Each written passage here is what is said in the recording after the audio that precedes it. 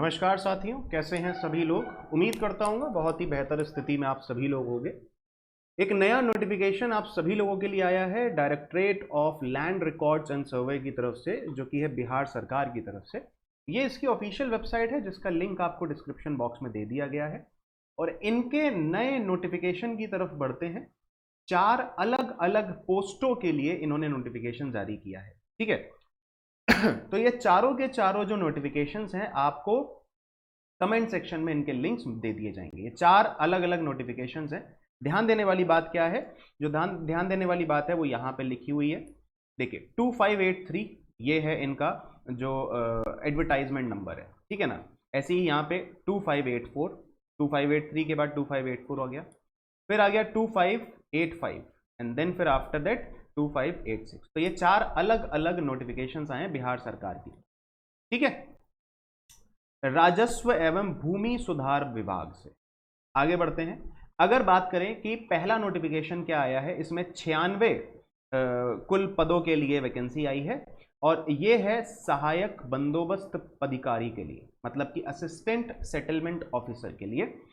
अगला जो नोटिफिकेशन है वो है 226 पोस्टों के साथ में लिपिक के लिए, लिपिक मतलब क्लर्क के लिए, ठीक है। इसके बाद जो तीसरा नोटिफिकेशन आया है उसमें है 1944। ये एक ही नोटिफिकेशन में अलग अलग पोस्ट हैं।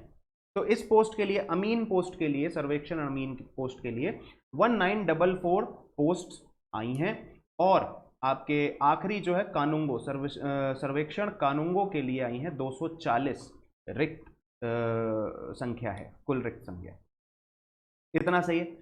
अब जरा चलते हैं हम कि आगे बढ़ते हैं और आगे की क्या जानकारी है वो जरा देखते हैं। तो इस तरीके से जो आपकी वैकेंसीज हैं 96, उनको कैटेगरी वाइज अलग अलग रखा गया है, ठीक है ना। ऐसे ही अगर हम क्लर्क में देखें, लिपिक में 226 वैकेंसीज इस तरीके से आपकी रहेंगी, ठीक है ना, अकॉर्डिंग टू द कैटेगरी।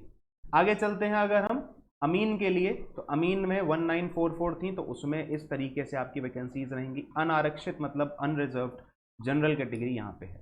आगे बढ़ते हैं और अगर हम बात करें कानूंगो के लिए, कानूंगो में 240 वैकेंसी आई हैं और अनारक्षित मतलब अनरिजर्व के लिए 95।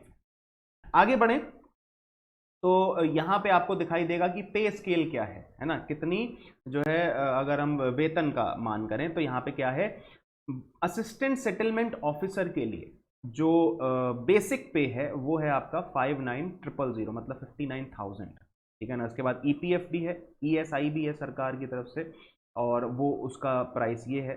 मोबाइल, लैपटॉप और इंटरनेट का भी आपको दे रखा है प्रति माह 12 महीने के लिए, ठीक है ना।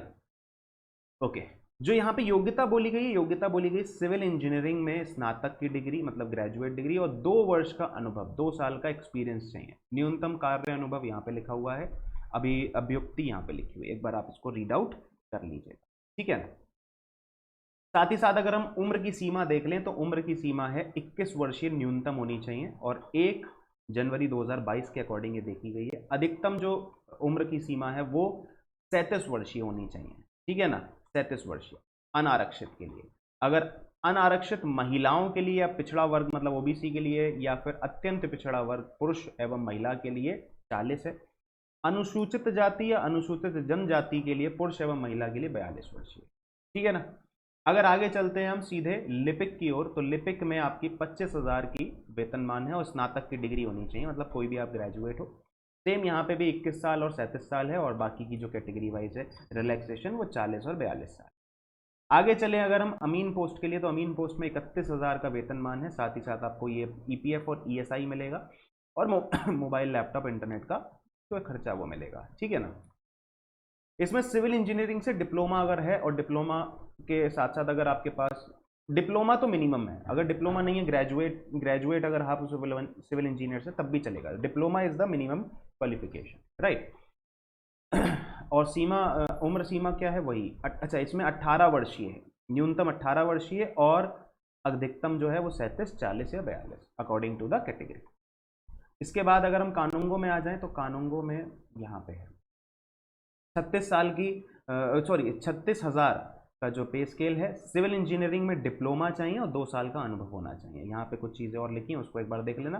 18 वर्षीय न्यूनतम होना चाहिए, 37 साल अधिकतम होना चाहिए, 40 वर्षीय और 42 वर्षीय अकॉर्डिंग टू द कैटेगरी है। तो ये आपने चारों कैटेगरीज में वेतनमान देख लिया, योग्यता देख ली कि क्या क्या मिनिमम रिक्वायरमेंट है क्वालिफिकेशन की, और एज का क्राइटेरिया देख लिया, चारों के चारों उसके लिए वैकेंसीज के, ठीक है ना। अब जरा आगे बढ़ते हैं और आगे देखते हैं कि चयन की प्रक्रिया क्या होगी। चयन की प्रक्रिया को थोड़ा सा ध्यान से देखिएगा, इसमें हल्का सा है चीज, और यहाँ पे कोई एग्जाम नहीं हो रहा है, बस आपके मेरिट के बेसिस पे होगा सिलेक्शन। देखना ध्यान से, देखो मैट्रिक, इंटर, स्नातक एवं स्नातकोत्तर में प्राप्त प्रतिशत जो भी आपका 10th है, 12th है, ग्रेजुएशन है, पोस्ट ग्रेजुएशन है, उसके आधार पे होगा। कैसे होगा वो समझिए। जो आपका मैट्रिक है उसमें 10 अंक लिए जाएंगे, इंटर में से 15, स्नातक में से 50 और पोस्ट ग्रेजुएशन में से 5, ठीक है ना। यदि किसी अभ्यर्थी के मैट्रिक में 80% है, ध्यान से समझते रहिएगा, जो जो अंडरलाइन कर रहा हूं उसे ध्यान से देखना। यदि किसी अभ्यर्थी के मैट्रिक में 80% है तो 80% का 10% लेना है उन्हें, तो 8 नंबर आ गए मैट्रिक में आपके, बोलो हाँ।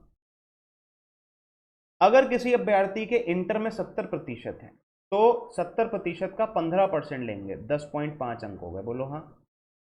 ग्रेजुएशन में अगर 60% है तो 60 का 50% लेंगे, मतलब 30 अंक हो गए।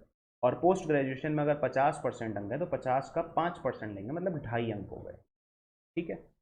अब मैं आपको वो अंक सर्किल कर दे रहा हूं जो हमें काउंट करने हैं। 10.5, 8 तो हमने कर ही लिया, 30 और 2.5, 8, 10.5, 30 एंड 2.5, प्लस यहाँ पे 10 क्या है वो भी एक बार देख लेते हैं। हाँ यहाँ पे क्या है, एवं हाँ अच्छा, 2 वर्ष का अगर आपको अनुभव है, न्यूनतम कार्य अनुभव प्रतिशत जो है वो 5 एवं अधिकतम 20 अंक का वेटेज रहेगा।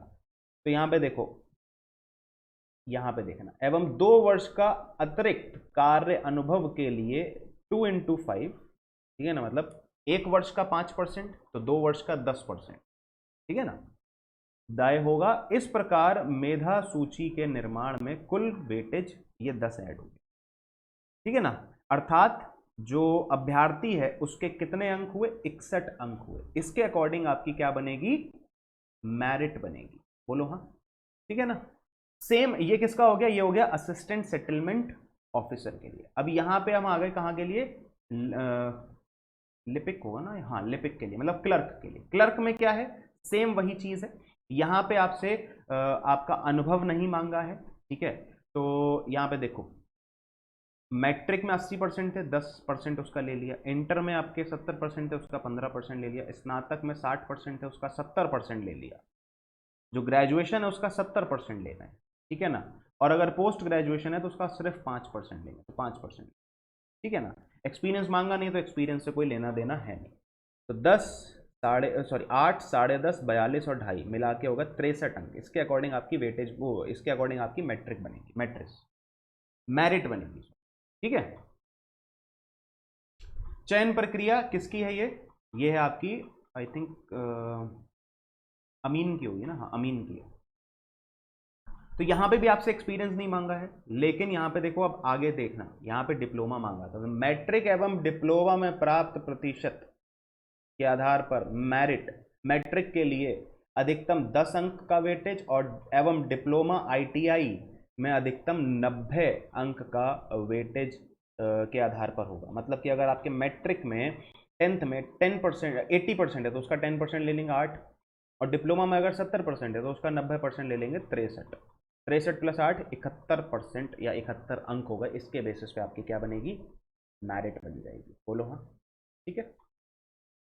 आगे अगर चलते हैं कानूंगो के लिए, तो कानूंगो में क्या है, कानूंगो में आपसे आपका शायद अनुभव मांगा था ना, ठीक है। तो यहाँ देखो, 10th में 80% थे, 8 अंक आ गए 10% के अकॉर्डिंग। डिप्लोमा में सीधा डिप्लोमा आ गए, 70% वेटेज है डिप्लोमा का, तो 70% अगर थे तो उसका 70% 49 हो गया। 2 वर्ष का अगर अनुभव है तो 1 साल का 5, 2 साल का 10 हो गया, तो 49 + 8 ये 10th हो गया, ये डिप्लोमा हो गया, ये अनुभव हो गया 67, ठीक है। तो इस तरीके से आपकी क्या बन जाएगी, मेरिट बन जाएगी, बोलो ठीक है। इतना सही है ना। इसके बाद ऑनलाइन आवेदन करना है आपने, ऑनलाइन आपको रजिस्ट्रेशन करना है, बस इतनी सी ही जानकारी है इस पूरे के पूरे रजिस्ट्रेशन के फॉर्म में, ठीक है ना, ज़्यादा कुछ है नहीं, यहाँ पे आपके सारे के सारे रजिस्ट्रेशन सॉरी नोटिफिकेशन जो है वो समाप्त हो जाते हैं।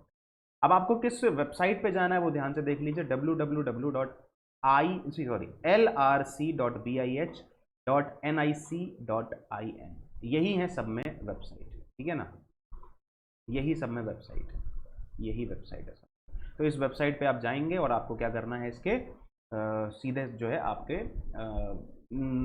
रजिस्ट्रेशन फॉर्म आपका ओपन हो जाएगा, वहाँ पे लॉगिन करके आप जो भी पर्सनल डिटेल्स हैं, एजुकेशनल डिटेल्स हैं, सिग्नेचर है, फोटो है, डॉक्यूमेंट अपलोड्स हैं, ये सब आपको करके अपना फाइनल एप्लीकेशन सबमिट कर दें। ठीक है, इतना सही है, ठीक, चलो भाई। तो आगे इसमें अगर कुछ भी और जानकारी दी जाएगी, कुछ अगर ज़रूरी जानकारी होगी तो वो मैं आपको ज़रूर अपडेट कर दूंगा अपने वीडियो के माध्यम से। इस चैनल को ज़रूर एक बार सब्सक्राइब कर लीजिएगा। और वैकेंसीज अच्छी हैं, आप इसके लिए अप्लाई कर सकते हो, आपकी मेरिट के बेसिस पे आपका सिलेक्शन होगा। So it's like very win win situation. ठीक है, अगर मेरिट में अच्छे मार्क्स हैं तो डेफिनेटली आपका सिलेक्शन हो जाएगा। ठीक है, वैकेंसीज अच्छी हैं तो एक बार अप्लाई करने में कोई हर्ज नहीं है, अप्लाई करा जा सकता है। ठीक है, ओके देन। तो सेशन को यहीं पे एंड करते हैं, मिलेंगे अगले सेशन में विद न्यू जॉब अपडेट। तब तक के लिए एक बार चैनल को सब्सक्राइब कर लीजिए, वीडियो पसंद आया तो एक बार लाइक और शेयर ज़रूर कर दीजिएगा, और मिलेंगे नेक्स्ट वीडियो में। तब तक के लिए thank you so much, bye bye, take care.